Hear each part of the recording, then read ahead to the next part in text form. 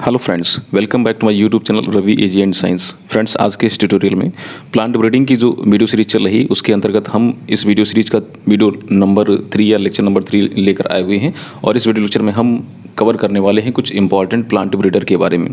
Friends, ये जो plant breeder हैं जो इस वीडियो लेक्चर में हम कवर करने वाले हैं, कुछ इंपॉर्टेंट इंडियन प्लांट ब्रीडर हैं। ठीक है, तो यहाँ पर हम वर्ल्ड लेवल के जो इंडियन प्लांट ब्रीडर हैं, भारतीय जो पादप प्रजनक हैं, उनको हम यहाँ पर कवर करने वाले हैं। तो इस वीडियो लेक्चर में नॉर्मली हमने शायद जो है 7 या 8 प्लांट ब्रीडर को हमने कवर किया है। तो 1 बाय 1 सारे प्लांट ब्रीडर को हम कंडक्ट करते हैं।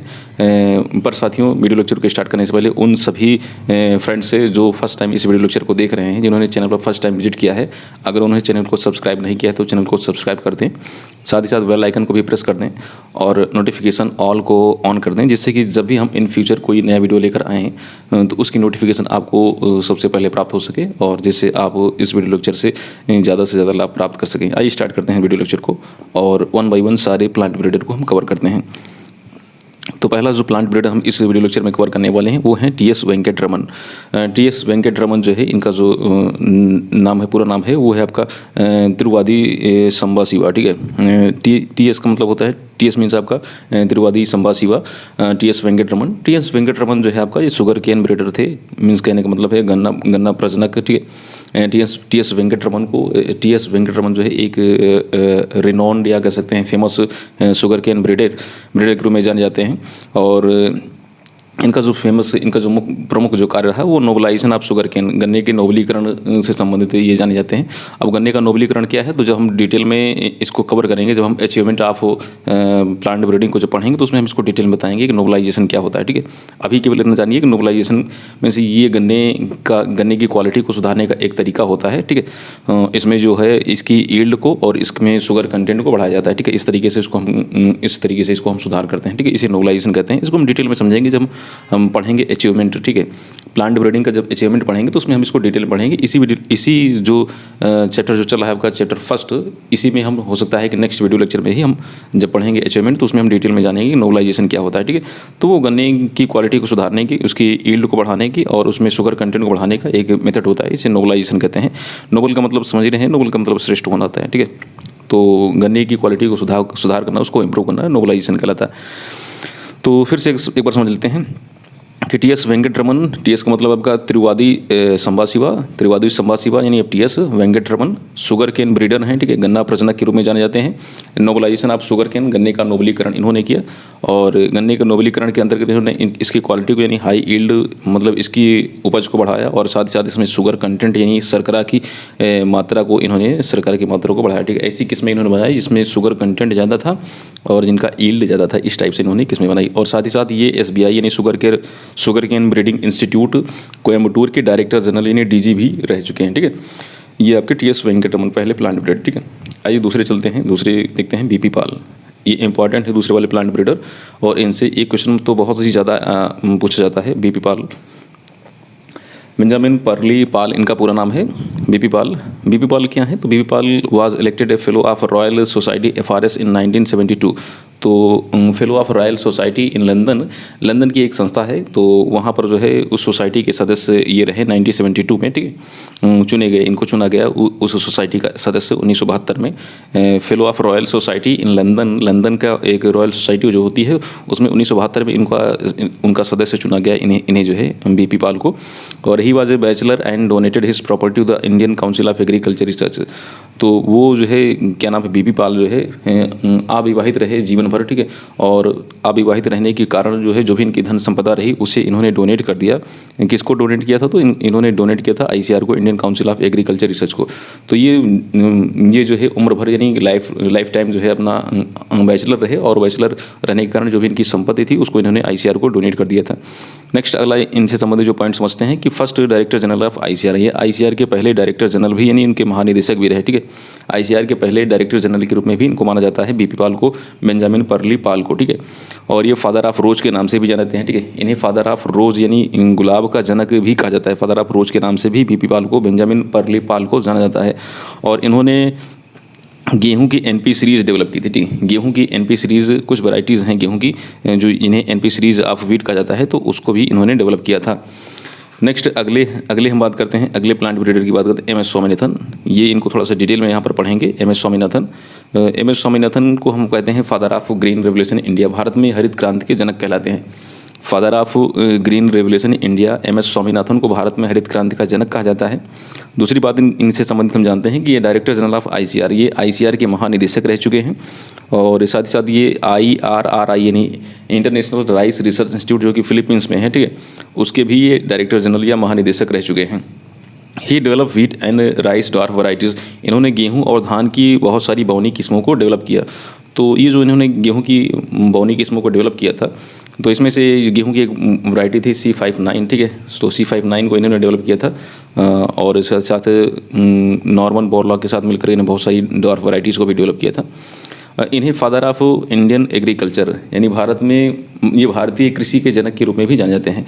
फादर ऑफ ग्रीन रेवोल्यूशन तो इनको कहा जाता है, ठीक है, हरित क्रांति के जनक तो माने जाते हैं। साथ ही साथ ये फादर ऑफ इंडियन एग्रीकल्चर यानी भारत में कृषि के जन्मदाता भी कहे जाते हैं, ठीक है। चलिए अगला पॉइंट देखते हैं इनसे संबंधित। तो his high yield wheat and rice varieties, इन्होंने हाई ईल्ड वीट और राइस की वैराइटीज़ को डेवलप किया था। तो इसको शायद हमने ऊपर इस कंटेंट को पढ़ लिया है। तो गेहूं की और धान की इन्होंने अधिक उपज वाली जो है प्रजातियों को डेवलप किया था। डॉक्टर बोरलॉग के साथ मिलकर के इन्होंने गेहूं की बहुत सारी बौनी यानी ड्वार्फ वैराइटीज़ को इन्होंने डेवलप किया था।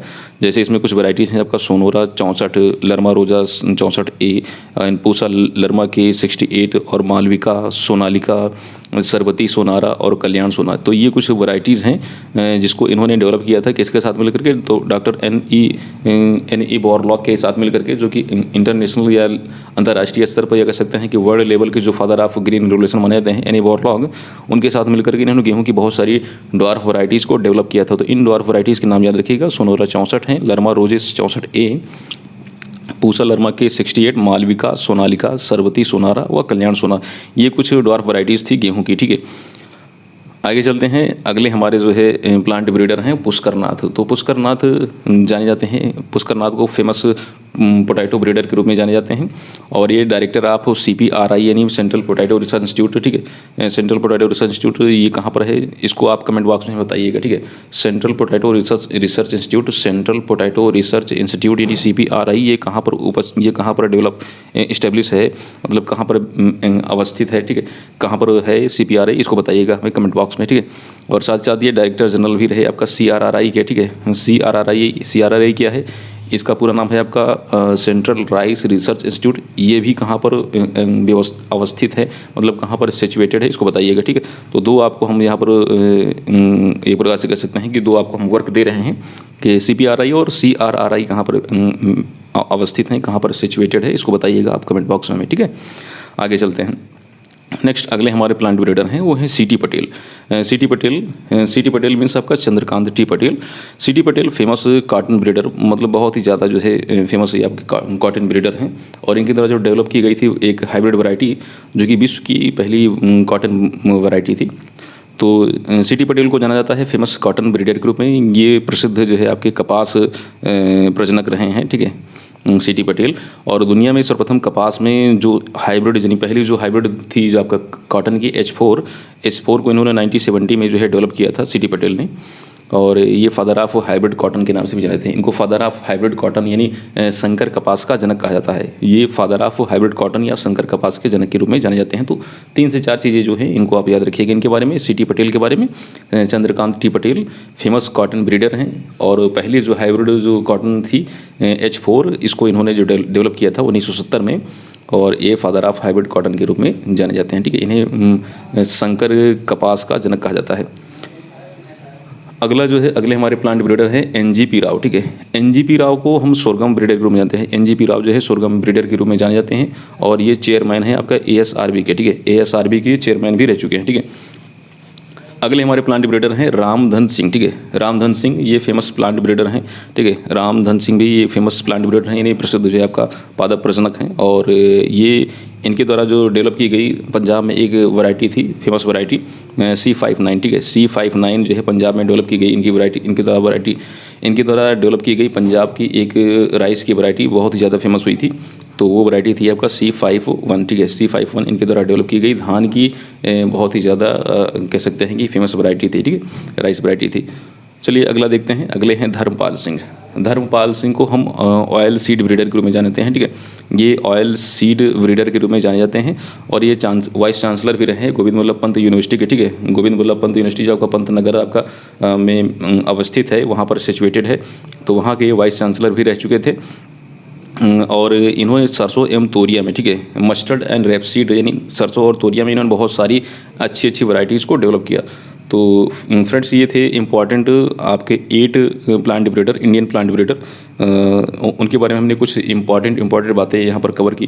अगर इस वीडियो लेक्चर को आप 1 से 2 बार देखते हैं या 2 से 3 बार अगर देख लेंगे तो मुझे उम्मीद है कि इनके बारे में जो महत्वपूर्ण बातें हैं आपको सारी चीज़ें याद हो जाएंगी। हमने स्पेशली इस वीडियो लेक्चर में MS स्वामीनाथन और आपका BP पाल और आपका जो है पहले जो हमने फर्स्ट जो प्लांट ब्रीडर को कवर किया था, क्या नाम था उनका, TS वेंकटरमन, इन्हीं के बारे में थोड़ा सा डिटेल समझा था। बाकी सभी जो प्लांट ब्रीडर हैं उनको हमने बहुत ही शॉर्ट में कवर किया था। तो मुझे उम्मीद है कि अगर आप इसको 2 बार देखेंगे तो सारी चीज़ें आपको कंफर्म हो जाएंगी। और चूँकि सारी जो भी चीज़ें यहाँ पर कवर की गई हैं सब पॉइंट टू पॉइंट कंटेंट हैं, तो उसको आप नोट भी कर सकते हैं। तो फ्रेंड्स आज की इस वीडियो लेक्चर में बस इतना ही। जल्द ही एक नए वीडियो लेक्चर के साथ आपसे मुलाकात करेंगे, तब तक के लिए जय हिंद।